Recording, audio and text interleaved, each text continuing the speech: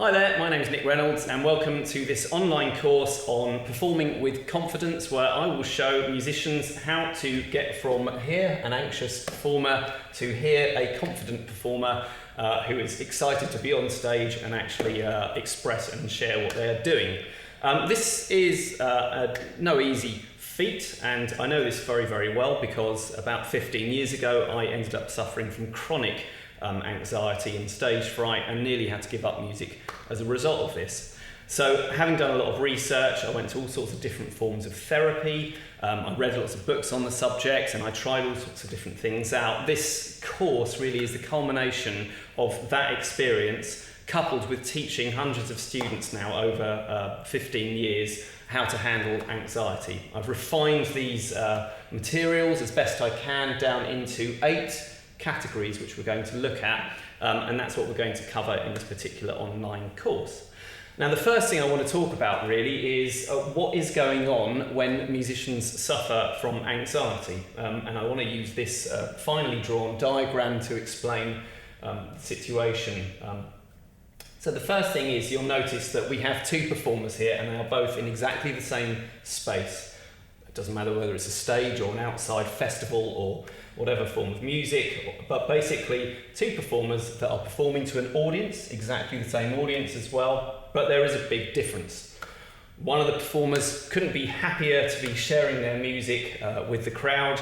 They're not really anxious at all. They might feel slightly uneasy before they went on, but they were able to channel that unease into actually being all the more expressive. However, this person has got debilitating anxiety. In other words, this person's anxiety has taken control of them, and subsequently they are shaking, they are sweating, they are showing all of these symptoms of anxiety, and they will probably come off the stage and feel a sense of shame and wonder whether they're ever going to get over this. Now, if you relate to this, then this is exactly what I want to take you through, how to start dealing with this particular situation. Like I say, there are all sorts of techniques and strategies, and of course YouTube and books and online kind of resources are absolutely everywhere.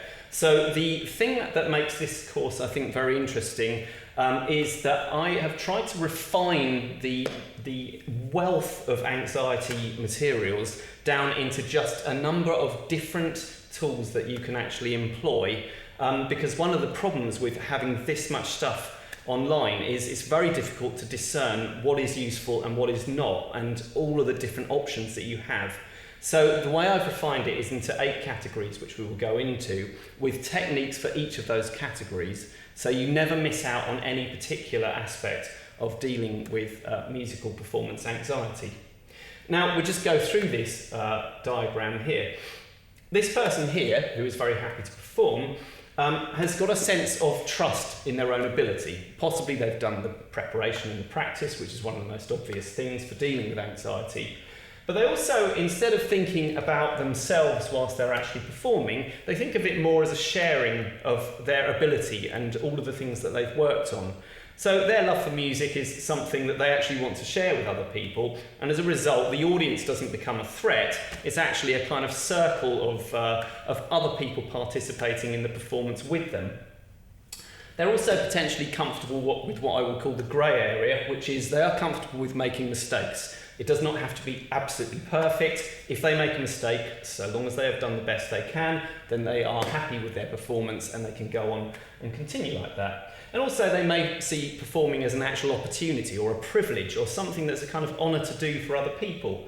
So this is one side. Now, this person is having a completely different experience, because this person, everything is centred on themselves. This person is worried about the judgment of this crowd.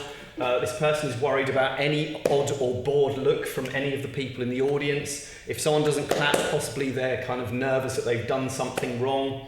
There's a whole series of what we call what-ifs. What if it goes wrong? What if the strings break on the guitar? What if they forget their words? All of these different kind of possibilities that are all part of the anxiety cycle. There is a sense of unease, both physically and mentally. And one of the key words about anxiety, which is they feel uncertain about everything, possibly because they're anxious. This is a very common thing. They haven't practiced well because they procrastinate, which is another form of anxiety. They hold off from practicing, and subsequently they're not actually as well prepared as they could be. That is not the be end and end all, of course. The preparation is just one aspect of dealing with anxiety. But we have two different people in the same scenario, and all we have here really is one important thing, and that is a completely different interpretation of events from each of these two people. Now, you can go from this to this, but there is a certain amount of re-education that you have to do for your body and your mind around music, and that's what we're going to go through on this online course.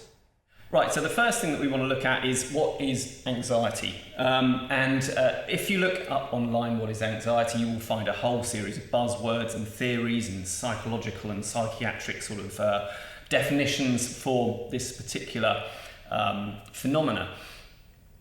Now, if confidence is about trusting yourself, and in fact the root word of confidence etymologically, where it derives from, is to trust oneself, anxiety is the kind of opposite to an extent, because really anxiety is about feeling uncertain.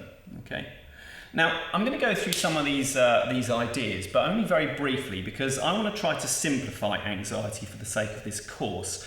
If you actually go on and write what is the science of anxiety or how does anxiety affect the brain, you will get a multitude of very, very well constructed TED Talks and all sorts of kind of like presentations on what anxiety is. So rather going and going through old ground that can be looked at, and I will be providing a bibliography with references and various people that I think are well worth looking at over the course of this discussion. I'm going to look at it in my own way. Just quickly though, generally speaking, the problem with anxiety is that there is a sense of threat. So all of a sudden you feel that you are unsafe. So when you walk onto the stage, or you're just waiting to go on to the stage, which is usually the kind of worst part for a musician, there is a sense of threat, even though it's very unlikely that you would be attacked on stage or anything actually where there's a physical sense of threat. Your body is registering, or your brain, well, particularly the early part of your brain, what's called the limbic system, is sensing that there is some sort of threat to your survival. Once that kicks in, it's very, very difficult to override it. Okay, so we're always looking at the idea that this is a kind of old survival mechanism.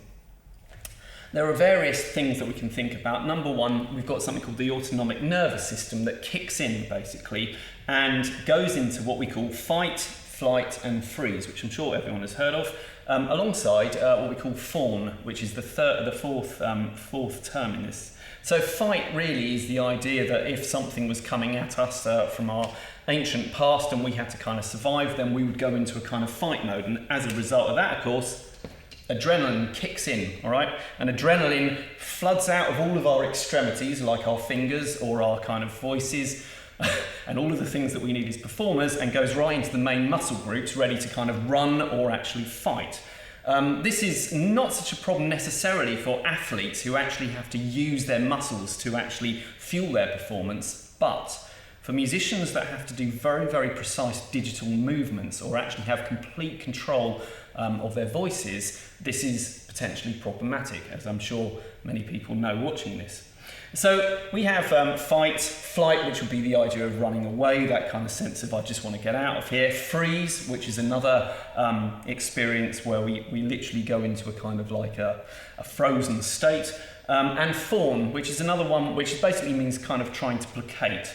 But this is what the autonomic nervous system does. Eventually, what we call the parasympathetic nervous system will kick into play, but only when the body and what we call the vagus nerve which is the longest nerve that runs right through the body, has felt a sense that they are safe again, you are safe again, and then this parasympathetic nervous system comes into play, which is rest and digest, which is where you will start to feel settled again. But often this can be after the performance, which isn't really much good.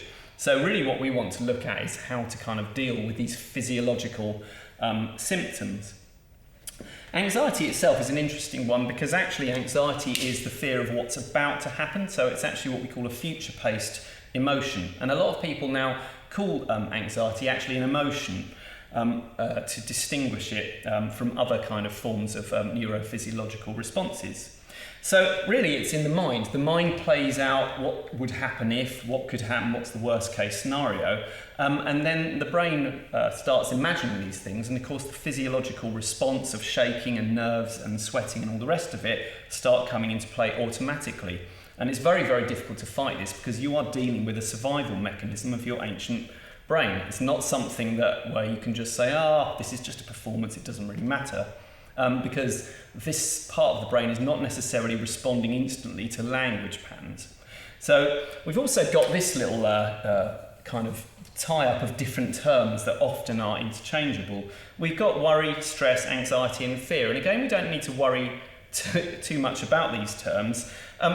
In effect, worry is really to do with anxiety in the brain. It's the brain kind of thinking and overthinking. Stress is actually more to do with the physiological, the physical side of it. Anxiety sits really within the middle of these. And the fear response is if something comes right at you that is genuinely a threat, then your body goes instantly into that. And that is that kind of instant in the present fear response. But again, all of these things which could be studied and looked at in immense detail really boil down to one thing, and this is all I'm interested in for the sake of this course.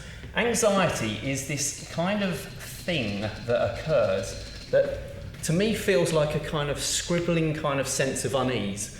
And we'll talk about how this happens, but it eventually can kind of permeate in your head and it can permeate your stomach, and some people feel it in their chest, and it creates this kind of, this shaky feeling. But anxiety really is this kind of sense of unease that creates a physiological response. And that physiological response, because we are trying to do something expressive and quite complex as musicians, is very unhelpful and is not really an appropriate response. And this is what we want to look at. Now, the key takeaway that you need from this is that somewhere down the line, whether consciously or unconsciously, you are doing this to yourself. You may not want to be doing it to yourself, but somewhere down the line, it is you that is interpreting the events as a threat. Subsequently, there is a way of re-going through this and not seeing the event as a threat. And this is what, again, I want to do with these 8 different categories that we're going to look at about how to rethink and reframe the concept of anxiety and how to deal with it. So what I'm going to look at now is the actual structure of the course to show you what we're actually going to do. And the idea here is that there are 8 things that we need to be aware of. And when we have these different techniques, like a breathing technique here, or a particular way of thinking, or a kind of CBT question like cognitive behavioural therapy, or any of these different techniques, they're not always explained in terms of the framework or the kind of the flow of what's actually going on in terms of the order of what we need to look at. So it might be that someone says, when you go on stage as a musician, just take a deep breath, get out there and just do it. When you come out there, take a deep breath and you're still as nervous as you were. And it may be that the deep breath would have worked absolutely fine, but there is something missing in one of these categories that you haven't thought about.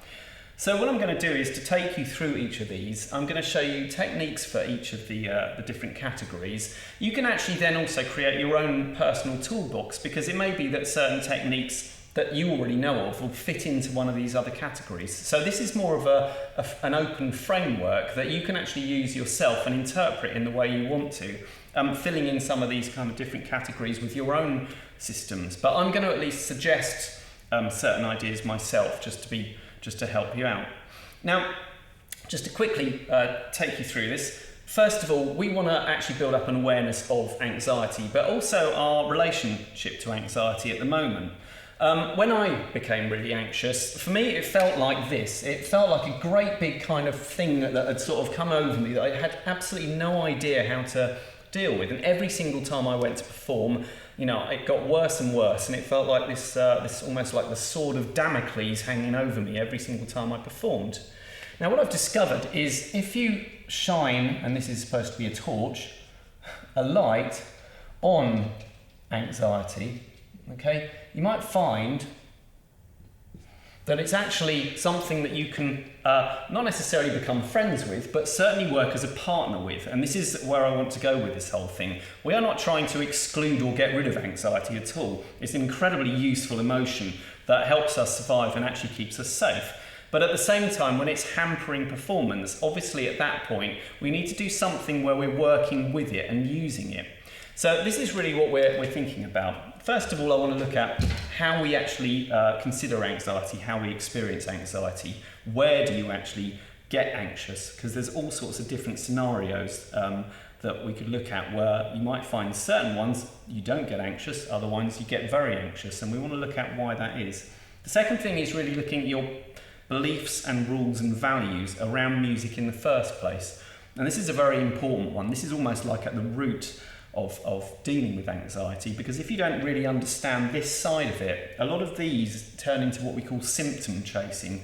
In other words, just trying to breathe, for example, in a particular way isn't going to help if your mind has already got a whole series of rules that every single time you break them in a performance, it causes a kind of catastrophe in your mind.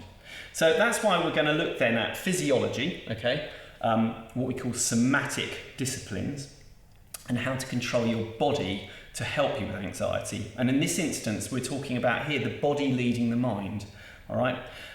Whereas we're also then looking at the next category, psychology, where we're now looking in the other way, where the mind leads the body. And actually, to me, the two kind of interact. Sometimes the body does lead the mind, sometimes the mind does lead the body. And this is one of the things I want to explore with the techniques we'll look at.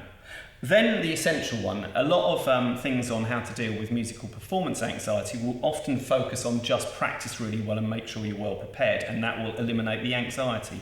But again, over nearly 15 years experience of working with people from all ages with musical performance anxiety, I found that just practicing is not necessarily the only thing that you need to do. There may be gaps again within this kind of structure or framework that you need to think about and deal with first of all. But certainly, if you haven't practiced properly or prepared properly, that is a point where you probably should feel nervous, because there is that uncertainty that anxiety loves to kind of like inhabit. 6, I want to look at how you actually handle criticism, and I want to look at what we call internal criticism and then external criticism, and look at how we discern between what's good criticism and what is what we call potentially, I'm going to call it toxic criticism, criticism that doesn't really justify itself and can really eat away at people. 7, I want to look at how you actually get into that performance flow state, what some people might call the zone, what we could also call the flow state itself, some people call it the space. How do we actually access that perfect performance state?